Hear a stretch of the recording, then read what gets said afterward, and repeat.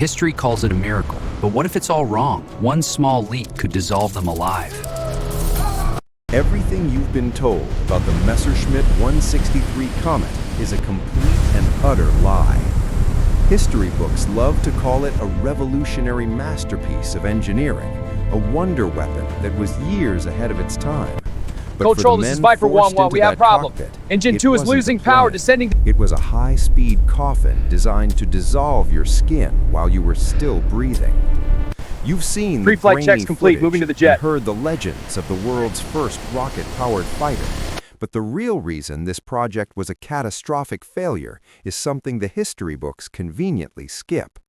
There is one specific, gruesome detail about what happened to the pilots during a minor landing accident that is so disturbing I can only reveal it at the very end of this video.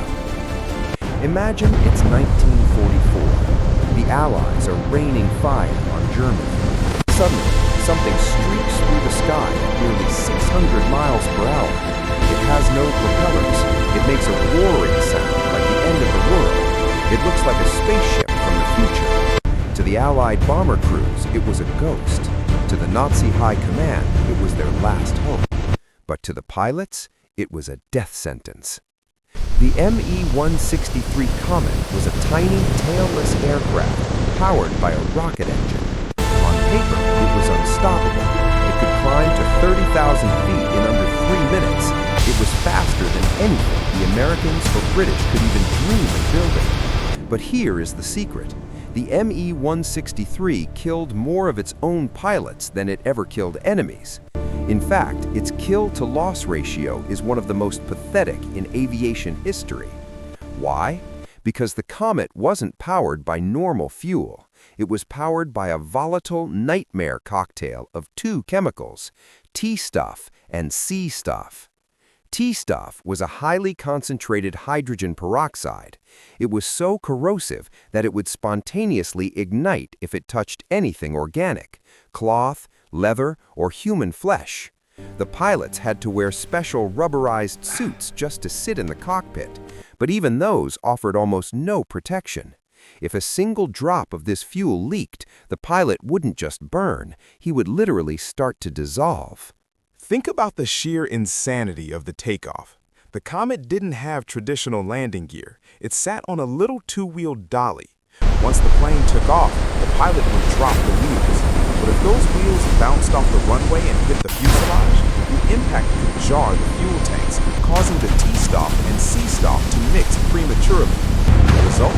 An explosion so violent there wouldn't even be a wreck to investigate. And if you survived the takeoff, you had exactly 7 minutes of powered flight. 7 minutes. You were traveling so fast that you couldn't actually aim your guns. Imagine trying to hit a fly with a sniper rifle while riding on the back of a runaway freight train. That was the Me-163 experience. Most pilots would zoom past the bomber formations before they could even pull the trigger. Once those 7 minutes were up, you were out of fuel. You were now a very heavy, very fast glider. You were a sitting duck for every Mustang and Thunderbolt in the sky. But the real nightmare happened during the landing. Since the wheels were gone, you had to land on a retractable metal skid. If you landed too hard, the jolt would often cause the remaining fuel in the lines to explode. If the skid got stuck in the mud, the plane would flip. And this is where we get to the part they don't want you to know. The lie isn't just that the plane was effective. The lie is that it was a viable weapon at all. The Nazi leadership knew it was a suicide machine, but they kept sending young men up anyway for the sake of propaganda. They wanted the world to think they had conquered physics. But remember that minor accident I mentioned? There is a documented case of an Me-163 that had a slightly rough landing. There was no fire, there was no explosion. The recovery crew ran out to the plane, expecting to find the pilot shaken but alive. When they opened the pressurized canopy, they didn't find a man. They found a puddle. A seal in the fuel line had ruptured during the landing, spraying the pilot with T-stuff.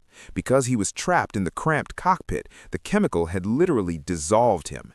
His body had been turned into a gelatinous liquid inside his flight suit. The superweapon hadn't shot down a single bomber that day. It had simply digested its own pilot. The ME-163 comet wasn't a miracle of science. It was an act of desperation that proved how little the regime valued the lives of its own people. It was a beautiful, fast, terrifying mistake. If you want to be part of the 1% who actually knows the dark truth behind history's greatest myths, you know which button to click. Hit subscribe and join us before the next secret is buried forever.